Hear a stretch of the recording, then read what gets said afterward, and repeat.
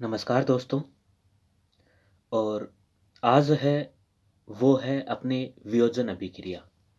इससे पहले वाले वीडियो में हमने देखी थी संयोजन अभिक्रिया और मुझे पूरी उम्मीद है आपको वो संयोजन अभिक्रिया अच्छे से समझ में आ गई होगी। और आज है वो रासायनिक अभिक्रिया का दूसरा प्रकार जो वियोजन अभिक्रिया है। तो चलिए देखते हैं। तो वियोजन अभिक्रिया है, इसे अपघटनीय अभिक्रिया भी कहते हैं। वियोजन अभिक्रिया को अपघटनीय या अपघटन अभिक्रिया भी कहते हैं। तो आप इस शब्द को पकड़िएगा दोस्तों, आप इस शब्द को पकड़िएगा। वियोजन, वियोजन का मतलब होता है छोटे छोटे टुकड़ों में तोड़ना, छोटे छोटे टुकड़ों में तोड़ना। जैसे संयोजन का कल हमने पढ़ा था कि दो या दो से अधिक अभिकारक मिलकर एक एकल उत्पाद बनाते हैं ना। वियोजन संयोजन का विपरीत होता है। वियोजन क्या होता है? संयोजन का विपरीत होता है। कैसे? जैसे संयोजन में तो एक टूट कर दो या दो से अधिक बना रहे थे ना। इसमें इसमें क्या होगा? सॉरी, संयोजन में क्या था? दो या दो से अधिक अभिकारक मिलकर एक उत्पाद बना रहे थे ना। वियोजन में क्या होगा कि एक अभिकारक टूटकर दो या दो से अधिक उत्पाद बनाएगा। वियोजन में टूटेंगे, संयोजन में जुड़ेगा। इसलिए वियोजन अभिक्रिया को संयोजन अभिक्रिया की विपरीत अभिक्रिया भी कहा जाता है। तो वियोजन है वो संयोजन के विपरीत है। तो चलिए देखते हैं वियोजन अभिक्रिया या अपघटन अभिक्रिया। एक शुष्क क्वथ नली में 2 ग्राम फेरस सल्फेट के क्रिस्टल लीजिए। फेरस सल्फेट होता है FeSO4। FeSO4 ये है फेरस सल्फेट का रासायनिक सूत्र। दूसरा एक आता है Fe2O3, ये होता है फेरिक ऑक्साइड। और एक आता है Fe3O4, ये होता है फेरस ऑक्साइड। Fe2O3 ये है फेरिक ऑक्साइड, FeSO4 ये फेरस सल्फेट है, Fe3O4 ये है वो फेरस ऑक्साइड है।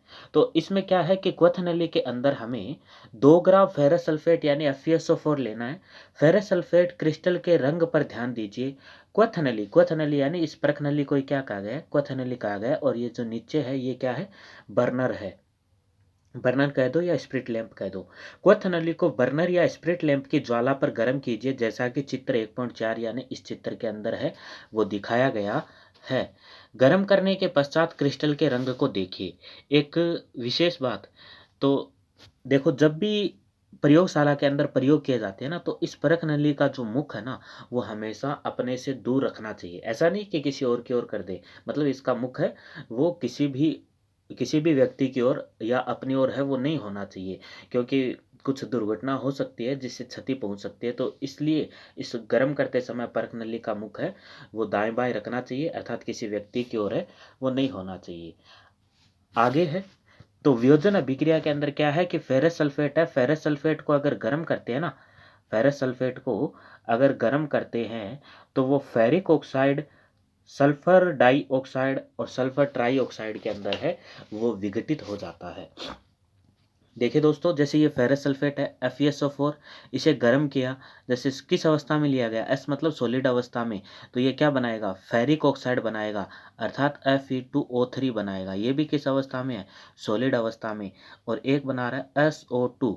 SO2 क्या है? ये है सल्फर डाइऑक्साइड। क्या है? Sulphur dioxide. और साथ में क्या बना रहा है?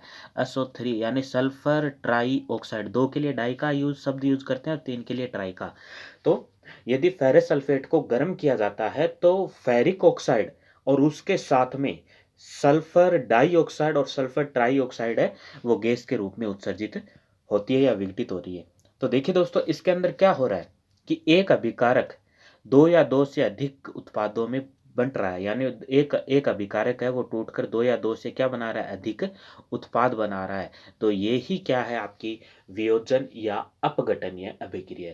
तो आप है ना वो केवल इस समीकरण से ही इस वियोजन या अपघटन अभिक्रिया की परिभाषा है वो याद कर सकते हैं कि एक अभिकारक टूटकर दो या दो से अधिक क्या बनाता है? उत्पाद बनाता है। ऐसी रासायनिक अभिक्रिया क्या कहलाती है?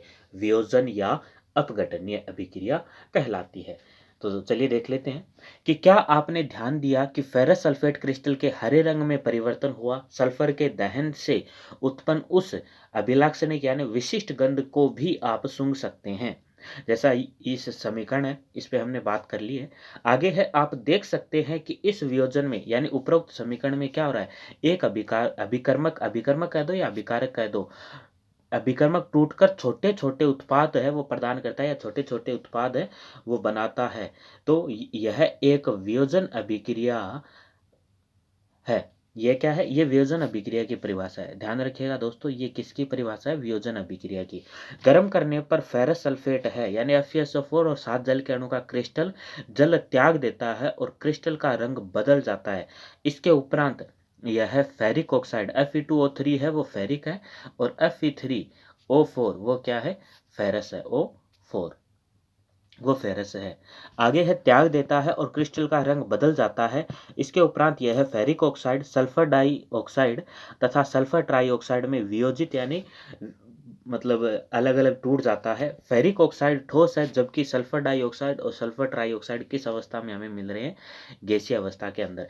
यानी यदि आप ये वाली समीकरण अच्छे से समझ जाते हैं तो आप ये वाली जो पैराग्राफ है वो आसानी से समझ जाएंगे। आगे है, उष्मा देने पर कैल्शियम कार्बोनेट का कैल्शियम ऑक्साइड तथा कार्बन डाइऑक्साइड में वियोजित होना एक प्रमुख वियोजन अभिक्रिया है जिसका उपयोग विभिन्न उद्योगों में होता है। कैल्शियम ऑक्साइड को चूना या बिना बुझा हुआ चूना कहते हैं। कैल्शियम ऑक्साइड है, जैसे मान लो ये है CaCO3, ये क्या है, ये है आपके कैल्शियम ऑक्साइड। इस कैल्शियम ऑक्साइड को गर्म करते हैं ना, तो बिना बुझा हुआ चूना प्लस कार्बन डाइऑक्साइड गैस है वो मुक्त होती है। यानी ये CaCO3 क्या है, CaCO3 ये चूने का पत्थर है। यदि इसे गर्म करते हैं, इसे उष्मा देते हैं, तो ये बिना बुझा हुआ चूना और प्लस कार्बन डाइऑक्साइड का क्या करता है, निर्माण कर रहा है। तो इस अभिक्रिया में भी क्या हो रहा है, इस अभिक्रिया में भी एक अभिकारक टूटकर दो उत्पादों में है वो बन रहा है। ऐसी अभिक्रिया क्या कहलाती है, वियोजन अभिक्रिया कहलाती है। नेक्स्ट है, इसके अनेक उपयोगों में एक उपयोग सीमेंट के निर्माण में होता है। उष्मा के द्वारा की गई वियोजन अभिक्रिया को उष्मीय वियोजन, यानी अगर उष्मा से वियोजन होता है तो वो अभिक्रिया क्या कहलाती है, उष्मीय वियोजन। इंपॉर्टेंट है, ध्यान रखिएगा दोस्तों कि उष्मीय वियोजन किसे कहते हैं। उष्मा के द्वारा वियोजन अभिक्रिया अगर होती है तो वो उष्मीय वियोजन कहलाती है, जिसका उदाहरण ये कैल्शियम कार्बोनेट, ये चूने का पत्थर।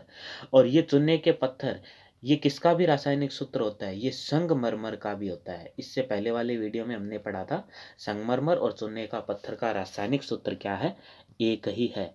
आगे है, उष्मीय वियोजन अभिक्रिया का एक अन्य उदाहरण 1.6 क्रियाकलाप के अंदर है वो दिखाया गया है। तो चलिए देखते हैं क्रियाकलाप 1.6। एक क्वथ नली में 2 ग्राम लेड नाइट्रेट का जो रासायनिक सूत्र है ये है, यानी PbNO3 की होल ट्वाइस। ये क्या है, लेड नाइट्रेट। दोस्तों इन रासायनिक सूत्रों को आप याद रखिएगा, क्योंकि समीकरण है वो प्रतीकात्मक निरूपित होती है, ना कि शाब्दिक होती है। तो इन रासायनिक सूत्रों को आप याद करिएगा। तो लेड नाइट्रेट का होता है PbNO3 की होल ट्वाइस। ये किसका रासायनिक सूत्र है, ये लेड नाइट्रेट का है। तो क्वथ नली में 2 ग्राम लेड नाइट्रेट का चूर्ण लीजिए। चिमटे से क्वथ नली को पकड़कर ज्वाला के ऊपर रखकर इसे गर्म कीजिए। चित्र 1.5 जैसा कि इस डायग्राम के अंदर है वो हमें दिखाया गया है। इस चित्र के अंदर जैसा कि दिखाया गया है कि ये जो परख नली है, क्वथ नली है, इसके अंदर क्या डाल दिया, लेड नाइट्रेट डाल दिया और इसे क्या कर रहे हैं, गर्म कर रहे हैं। आपने क्या देखा कि यदि कोई परिवर्तन होता है तो इसे नोट कर लीजिए। आप देखेंगे कि भूरे रंग का धुआं उत्सर्जित होता है। यह नाइट्रोजन ऑक्साइड NO2 यानी नाइट्रोजन डाइऑक्साइड का धुआं है। यह अभिक्रिया इस प्रकार होती है, देखिए कि ये PbNO3 यानी लेड नाइट्रेट है जो ठोस अवस्था में लिया गया। यदि इसे गर्म करते हैं तो लेड ऑक्साइड यानी सीसा ऑक्साइड भी जिसे कहते हैं, और नाइट्रोजन डाइऑक्साइड और ऑक्सीजन का निर्माण होता है। ये भी क्या है, वियोजन का, ये वियोजन ही पढ़ रहे हैं। आगे है, आइए क्रियाकलाप 1.7 तथा 1.8 में दी गई अन्य अपघटनीय अभिक्रियाएं हैं वो करते हैं। तो 1.7 के अंदर क्या कहा गया है कि एक प्लास्टिक का मग लीजिए, जैसा कि इस चित्र के अंदर हमें दिखाया गया है। एक क्या लिया गया है, प्लास्टिक का मग लिया गया है।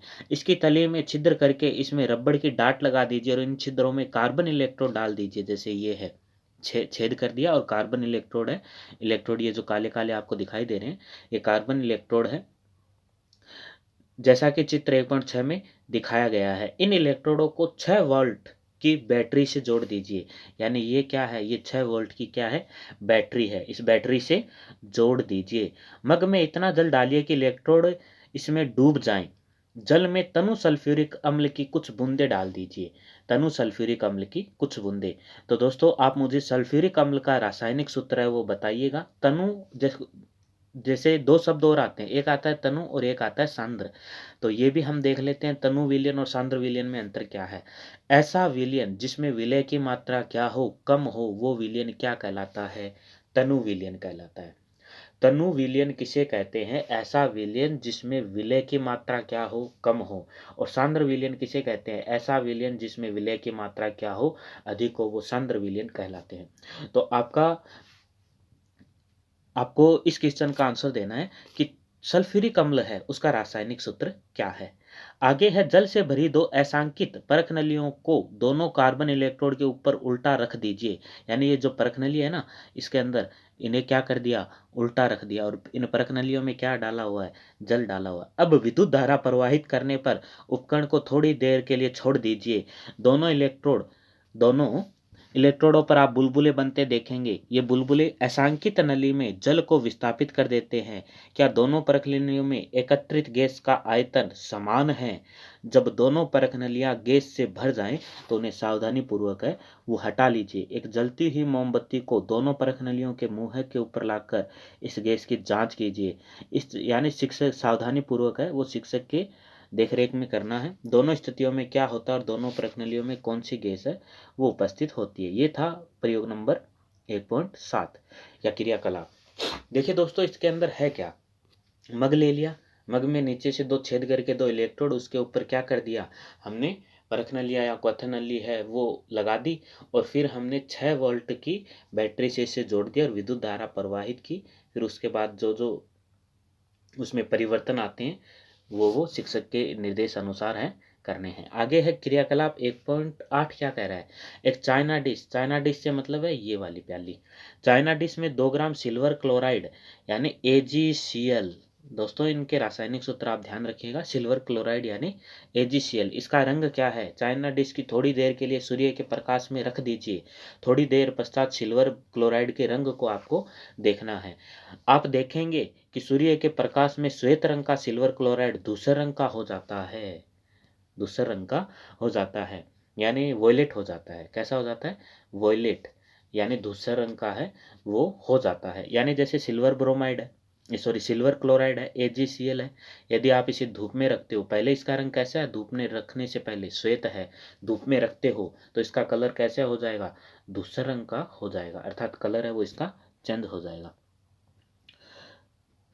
प्रकाश की उपस्थिति में सिल्वर क्लोराइड का सिल्वर तथा क्लोरीन में वियोजन के कारण ऐसा होता है। इसका रंग है वो क्यों होता है, यहाँ पर भी क्वेश्चन बनता है कि सिल्वर क्लोराइड को यदि प्रकाश की उपस्थिति में रखा जाता है तो इसका रंग है वो धूसर हो जाता है। क्यों, वो इसलिए होता है क्योंकि सिल्वर क्लोराइड से सिल्वर और क्लोरीन गैस है वो मुक्त होते हैं, यानी सिल्वर क्लोराइड सिल्वर और क्लोरीन में टूट जाता है, इस वजह से ऐसा होता है, उसका दूसरा रंग हो जाता है। आगे है सिल्वर ब्रोमाइड यानी AgBr, AgBr। इसके अंदर क्या है, सिल्वर ब्रोमाइड भी इसी प्रकार अभिक्रिया करता है जैसे AgBr है, जबकि सिल्वर क्लोराइड क्या है, AgCl श्वेत रंग का होता है, सूर्य के प्रकाश की उपस्थिति में रख देते हैं और AgCl2 के अंदर टूट जाता है। उसी प्रकार ये है AgBr है, इसे भी क्या करेंगे, सूर्य के प्रकाश की उपस्थिति में रखेंगे और सिल्वर प्लस ब्रोमीन में है ये टूट जाएगा। तो ये क्या है, ये वियोजन अभिक्रिया है। और ये कौन सी है, ये प्रकाशीय वियोजन अभिक्रियाओं के उदाहरण है। ऊपर दी गई अभिक्रिया का उपयोग श्याम श्वेत फोटोग्राफी में किया जाता है। वेरी वेरी इंपॉर्टेंट, फोटोग्राफी में किसका उपयोग किया जाता है, सिल्वर ब्रोमाइड का किया जाता है। यहाँ से क्वेश्चन बनता है कि श्याम श्वेत फोटोग्राफी में किसका उपयोग किया जाता है, सिल्वर ब्रोमाइड का उपयोग किया जाता है। किस प्रकार की ऊर्जा के कारण यह वियोजन अभिक्रिया होती है, तो ये प्रकाशीय ऊर्जा के कारण या सूर्य के प्रकाश के कारण ये वियोजन अभिक्रिया हो रही है। उसके बाद है, हमने देखा कि वियोजन अभिक्रिया में अभिकारकों को तोड़ने के लिए उष्मा, प्रकाश या विद्युत ऊर्जा की आवश्यकता होती है। जिन अभिक्रियाओं में ऊर्जा अवशोषित होती है उसे उष्मा शोषी कहते हैं। तो आप मुझे बताइएगा कि उष्मा क्षेपी अभिक्रिया का उदाहरण क्या है, ऊष्माक्षेपी अभिक्रिया का उदाहरण क्या है। तो ऐसी रासायनिक अभिक्रिया जिसमें ऊष्मा का क्या होता है, अवशोषण होता है, ऊष्माशोषी अभिक्रिया कहलाती है। आगे है, ये कोई क्रियाकलाप है वो दिया गया है और ये प्रयोग करके आपको बताना है। एक परख नली में लगभग 2 ग्राम बेरियम हाइड्रोक्साइड लीजिए और 1 ग्राम अमोनियम क्लोराइड डालकर कांच की छड़ से मिलाइए। अपनी हथेली से परख नली के निचले सिरे को छुइए। आप कैसा महसूस करते हैं, ये अभिक्रिया कैसी होगी, ऊष्माक्षेपी है या ऊष्माशोषी है। तो वियोजन अभिक्रिया यहाँ तक ही थी। मैं एक बार वापस है वो आपको समझा देता हूँ। जैसे इसमें हमने 2-3 उदाहरण पढ़े हैं कि AgCl यानी सिल्वर क्लोराइड है, यदि आप इसे गर्म कर सूर्य के प्रकाश की उपस्थिति में रखते हैं तो Ag+Cl2 होगा। और एक है श्याम श्वेत फोटोग्राफी में जिसका उपयोग किया जाता है सिल्वर ब्रोमाइड, ये Ag+Br2 के अंदर टूट जाता है, ब्रोमीन के अंदर टूट जाता है। तो ऐसी रासायनिक अभिक्रिया जिनमें एक अभिकारक क्रिया कर 2 या 2 से अधिक उत्पाद बनाता है या उत्पादों में टूट जाता है तो वो क्या कहलाती है, वियोजन या अपघटनीय अभिक्रिया कहलाती है। संयोजन के विपरीत ये अभिक्रिया है। और आपको कोई एक उदाहरण है वो याद रखना है। जैसे एक उदाहरण हमने पढ़ा था कि ये क्या है, चूने का पत्थर है, यदि आप इसे गर्म करते हो तो बिना बुझा हुआ चूना और कार्बन डाइऑक्साइड गैस का क्या होता है, निर्माण हो रहा है। तो इसमें भी एक अभिकर्मक या अभिकारक है, वो 2 या 2 से अधिक क्या बना रहा है, उत्पाद बना रहा है। तो ऐसी रासायनिक अभिक्रिया क्या कहलाती है, वियोजन अभिक्रिया कहलाती है। तो इस वीडियो में दोस्तों इतना ही, और इसके नेक्स्ट पार्ट में हम देखेंगे विस्थापन अभिक्रिया। और मुझे पूरी उम्मीद है कि आपको अच्छे से समझ में आ रहा होगा। यदि आपको कुछ भी डाउट हो तो आप कमेंट कर है वो पूछ सकते हैं। तो वीडियो को ज़्यादा से ज़्यादा लाइक कीजिए, शेयर कीजिए और चैनल को सब्सक्राइब कीजिए। तो आज के लिए इतना ही। जय हिंद, जय भारत।